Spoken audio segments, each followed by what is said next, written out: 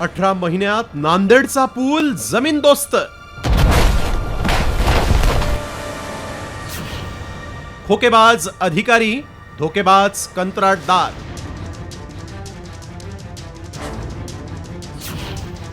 कंत्राटदाराच्या निर्लज्ज मॅनेजरचं भूकंपावर खापर. राज्यात Mumbai Pune एक्सप्रेसवेवरील missing link प्रकल्पाजवळ दरड कोसळण्यावरून आधीच वाद पेटलेला असताना आता नांदेड लातूर राष्ट्रीय महामार्गावरील पुलाचा एक मोठा भाग अचानक कोसळल्यानं खळबळ माजली आहे. कोट्यवधी रुपये खर्च करून अवघ्या 1.5 वर्षांपूर्वी बांधलेला हा पूल पत्त्यासारखा कोसळल्यानं महायुती सरकारच्या गतिमान विकासाच्या दाव्याची लखतरं वेशीवर टांगली गेली. नांदेड लातूर महामार्गावरील पुलाचा एक भाग कोसळलेला आहे. आपण नांदेड शहरातील एचजीएस कॉलेजच्या समोर आहोत आणि पाहू शकतो की या पुलाचा जो एक भाग जो आहे ते सकाळी कोसळलेला आहे आणि संपूर्ण वाहतूक या ठिकाणी खालच्या बाजूची वाहतूक संपूर्ण बंद करण्यात आलेली आहे.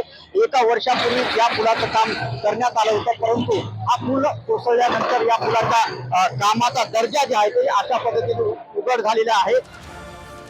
निकृष्ट दर्जाच्या बांधकामामुळे हा पूल यापूर्वीच कोसळला असता असा धक्कादायक आरोप प्रत्यक्षदर्शींनी केला आहे. हा पूल गेल्या 2-3 महिन्यापासून हिचं काम चालूच होतं, कारण मध्ये एक पोल होता, खूप लाईटचा पोल, तो पोल काढण्यात आला. हा म्हणजे खूप आधी कोसळला पाहिजे होता, पण ऍक्च्युअली मध्ये आज कोसळला समजा असं आहे.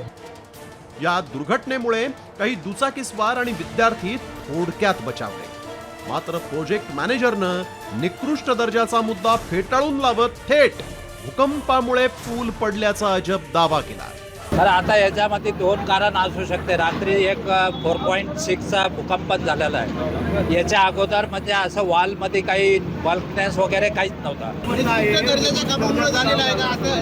तर कामाची दर्जा तर योग्य आहे. कामाच्या दर्जाबद्दल 2 वर्षांना ट्रॅफिक चालू आहे. असं तर नाही आहे की आज काम केलं आणि लगेच हे झालंय.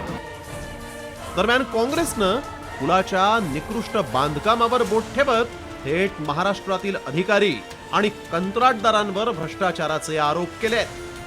तर या घटनेची चौकशी करून संबंधितांवर कारवाई करण्याची मागणी आमदार प्रताप पाटील चिखलीकरांनी केली आहे. मिसिंग लिंकची दुर्घटना ताजी असताना पुन्हा हा दुसरा पूल या ठिकाणी ढासळतो म्हणजे प्रशासनाचं निव्वळ भ्रष्टाचार आणि निष्काळजीपणा. माणसाच्या आयुष्याची काही किंमत नाही आहे.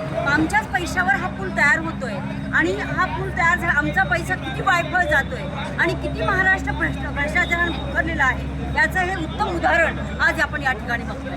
ही अतिशय गंभीर बाब आहे, परंतु आत्ता काम होत असताना अशा पद्धतीचा पूल कोसळणं ही देखील त्या कामाची क्वालिटी त्याच्यावर लक्षात येईल. मी देखील सकाळीच मान्य जिल्हाधिकाऱ्यांशी या संदर्भात चर्चा केलेली आहे. ते पण आढावा घेत आहेत, परंतु अशा पद्धतीचं काम जर होणार असेल त्याची चौकशी झाली पाहिजे. सरकारकडून वारंवार दर्जेदार रस्ते आणि महामार्गांचं जाळं विणल्याचा दावा केला जातो, मात्र अवघ्या 2 महिन्यात मिसिंग लिंकवरील रस्त्यांवर खड्डे पडणं आणि 1.5 वर्षात थेट राष्ट्रीय महामार्गाचा पूल कोसळणं यावरून जनतेच्या पैशांची अधिकारी आणि कंत्राटदारांकडून कशी लूट केली जातीये याचाच पर्दाफाश झालाय. निकृष्ट दर्जाचं काम करून घेणारे अधिकारी आणि भूकंपावर खापर फोडणाऱ्या कंत्राटदारांवर कारवाई होणार की नेहमीप्रमाणे त्यांना क्लीन चिट मिळणार हे पाहणं महत्वाचं असेल. संजय सूर्यवंशी, साम टीव्ही न्यूज, नांदेड.